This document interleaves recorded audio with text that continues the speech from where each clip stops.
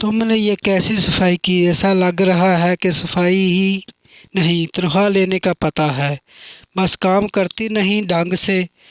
بیگم شازیہ ادریس احمد ملازمہ پر بس رہی تھیں۔ یہ کوئی نئی بات نہیں تھی، ان کی یہ روز کی عادت تھی۔ جتنی دیر ملازمہ کا کام کرتی وہ اس کو مسلسل کچھ نہ کچھ کہتی رہتی۔ کبھی انہیں کسی ملازمہ کی صفائی پسند نہیں آئی تھی۔ وہ ایک انتہائی دولت مند خاتون تھی اور وہ غریبوں کو نیچ اور ذلیل خیال کرتی تھیں۔ ارے یہ تو نے کیا کیا؟ چارپائی ناپاک کر دی میری، اٹھا بچے اپنے کو۔ سیمہ ایک دم لرز کر رہ گئی۔ اس کی آنکھوں میں اپنی کم میگی کا احساس آنسو بن کر چمکنے لگا۔ دراصل سیمہ نے اپنی گود میں موجود 2 سالہ بچے کو راہداری میں بچھی ایک چارپائی پر لٹا دیا تھا۔ امی جان کیا ہوا؟ لیٹا رہنے دیں نا بچے کو، کچھ نہیں ہوتا۔ ان کی شادی شدہ بیٹی کو ایک دم ترس آ گیا۔ جاؤ تم لے جاؤ اپنے گھر، وہاں لٹا دو اپنی چارپائی پر، مجھ سے نہیں ہوتا یہ سب برداشت۔ بیگم صاحبہ نے بیٹی کو بھی کھری کھری سنا دی۔ سیمہ نے آنسو پونچھ کر بچے کو اٹھا لیا اور کام والی آج کیاریوں کی صفائی کر دینا اچھے طریقے سے۔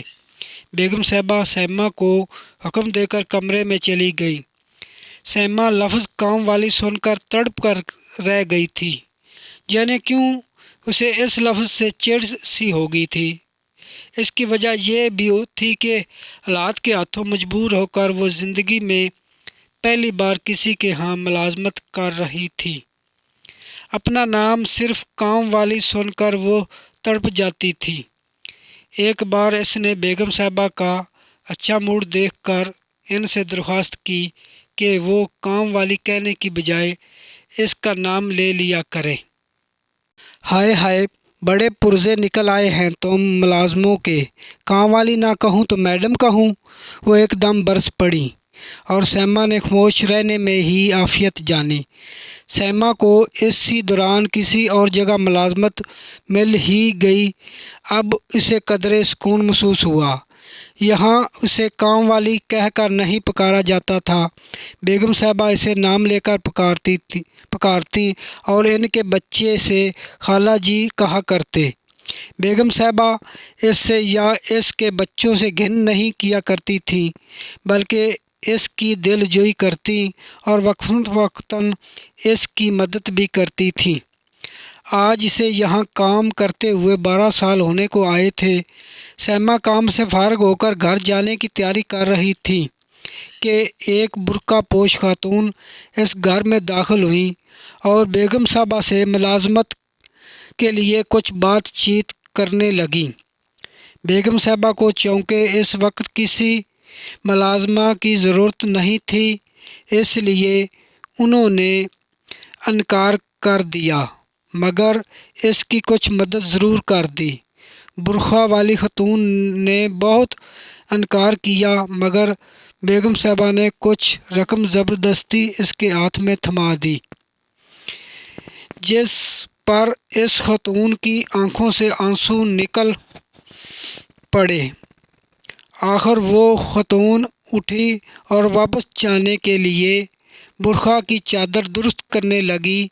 اب سیمہ کی نظر اس کے چہرے پر پڑی، وہ دم بخود رہ گئی۔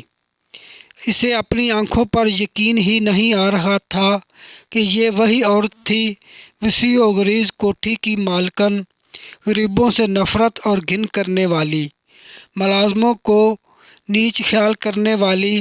سیمہ اللہ تعالیٰ کی قدرت پر حیران تھی۔ آخر وہ اس عورت کے ساتھ ہی باہر نکلی۔ سنیں، سیمہ نے اسے پکارا۔ وہ چونک کر مڑی۔ سیمہ چونکہ نقاب میں تھی اس لیے وہ اسے نہ پہچان سکی۔ آپ کو ملازمت کی ضرورت ہے؟ میں آپ کو ایک گھر میں ملازمت دلوا دیتی ہوں، سیمہ نے ہمدردانہ لہجے میں کہا۔ وہ خوشی سے اس کے ساتھ چل دی۔ سیما اسے لے کر ایک بڑے سے گھر تک آئی اور دروازہ کھٹکھٹایا۔ کچھ دن پہلے سیما کو اس گھر سے ملازمت کی پیشکش کی گئی تھی، مگر سیما اتنی اچھی جگہ سے ملازمت چھوڑ کر کہیں اور نہیں جانا چاہتی تھی، اس لیے انکار کر دیا تھا۔ اب وہ 12 سال پہلے والی بیگم صاحبہ کو یہاں ملازمت دلوانے آئی تھی۔ آخر کچھ بات چیت کے بعد معقول تنخواہ پر اسے ملازمت مل گئی۔ آج ہی کام شروع کرنا تھا، سو سیما اسے چھوڑ کر خود واپسی کے لیے اٹھ گئی۔ کام والی وہ سامنے والے کمرے میں جاؤ، اور سیما ابھی دروازے تک ہی نہیں پہنچی تھی کہ اسے اپنے پیچھے گھر کی مالکن کی یہ آواز سنائی دی، تو 2 آنسو چپکے سے اس کی آنکھوں سے نکل کر نقاب میں جذب ہو گئے تھے۔